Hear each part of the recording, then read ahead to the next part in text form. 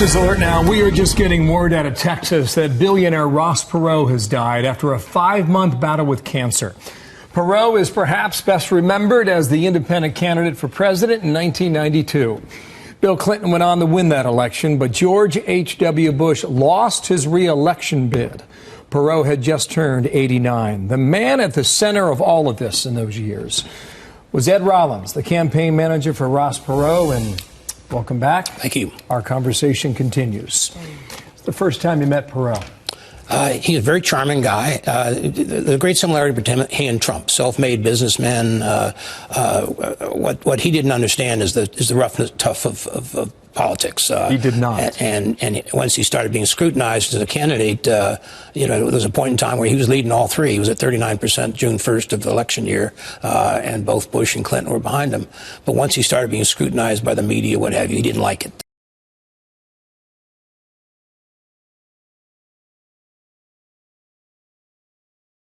Hong Kong Chief Executive Carrie Lam has announced that the controversial bill that sparked weeks of protests in the territory is dead.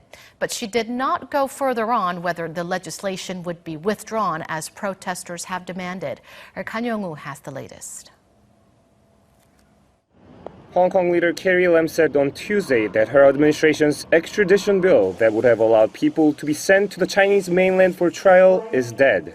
But there are still lingering doubts about the government's sincerity or worries whether the government will restart the process in the Legislative Council. So I reiterate here, there is no such plan. The bill is dead.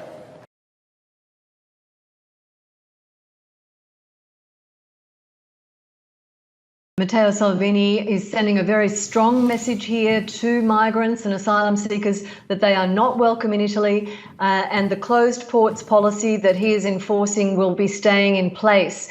This centre, just a few years ago, had more than 4,000 migrants. A year ago, when the coalition government came to power, there were 2,500 housed here. Now he's calling it a beautiful morning, and it's particularly important for Matteo Salvini to assert himself once again.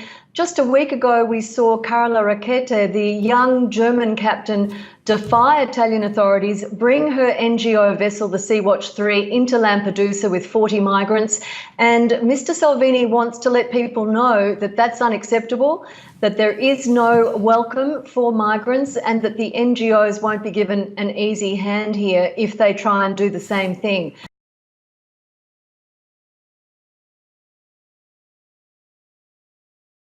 Now, with relations between Kiev and Moscow under enormous strain, Ukraine's new president, Volodymyr Zelensky, has said he wants a face-to-face meeting with Vladimir Putin. But in an indication of just how fraught the situation is, Ukrainian authorities are accusing the country's NewsOne channel of treason over a proposed link-up show with a banned Russian TV station there. The planned programme, which has now been dropped, was called We Need to Talk. Its announcement led to an immediate outcry, both from politicians and some segments of the public, triggering protests outside. As you can see, this is NewsOne's HQ here. Even Ukraine's leader weighed in on the proposed teleconference. The teleconference is just a cheap but dangerous PR move before the elections, the goal of which is to divide us again into two camps.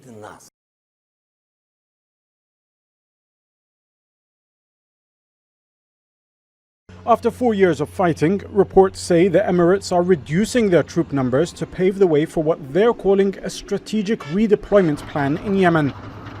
The Houthis and those opposed to the UAE-Saudi war say it's a withdrawal, a sign that the two countries are losing the war.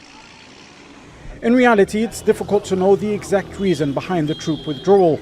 4 years since the war began, what started off as an international coalition of Arab and Muslim countries led by Saudi Arabia to restore the UN-backed government in Yemen has turned into a coalition of two, Saudi and the UAE, bombing Yemen and transforming it into the worst humanitarian catastrophe on earth, according to the United Nations. 4 years ago, there was almost daily briefings by the Saudi-led coalition, Troop numbers were given together with military targets. But since, human rights violations have emerged and accusations of war crimes have been leveled against the Saudis and the Emiratis.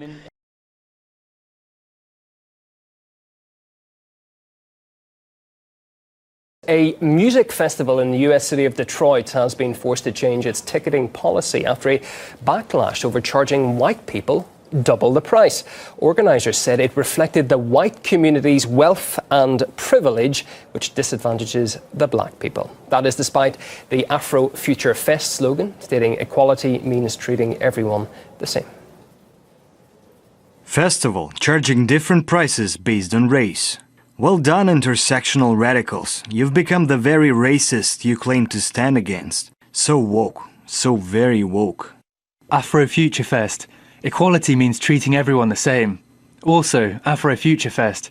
We're going to charge people different prices based on their race. I wonder how Afrofuture Music Festival will charge Asians.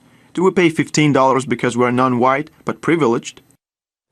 The festival has now cancelled that pricing policy following widespread complaints and even threats against the organisers.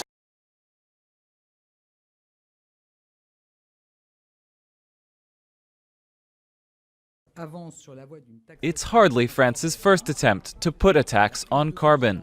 But this time, Emmanuel Macron's government is trying a new tack. France's transport minister announced Tuesday that the government will impose an eco-tax on all flights out of France.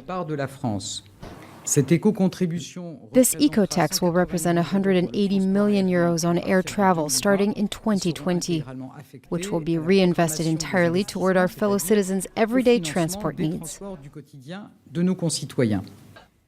Borne specifically said the revenue would be invested in public transit, starting with rail.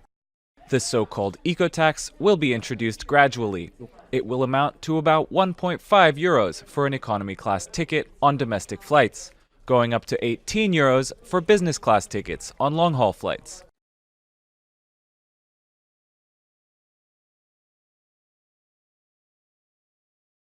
Well, it's a damn shame. A Limpopo dam is one of the fullest in South Africa, but that's only because the provincial government has failed to get water from the structure to residents. Instead, the poor and unemployed are forced to buy water daily. eNCA's current affairs program, Checkpoint, investigates why the dam is not serving the purpose for which it was constructed.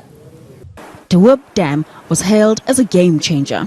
With a whopping R3.5 billion price tag, it was officially opened by former President Jacob Zuma just before the 2014 general elections. But in the past 5 years, government has failed to build infrastructure that would get the water from the dam to the villages. Despite government failures, Sekhukhune residents are not only pointing fingers at the municipality. Katleho Malesa, a monitor with Sekhukhune Combined Mining Affected Communities, an NGO, says Anglo Platts, which has 2 mines in the area, should also shoulder some of the blame. They have promised to build a water purification plant for this village.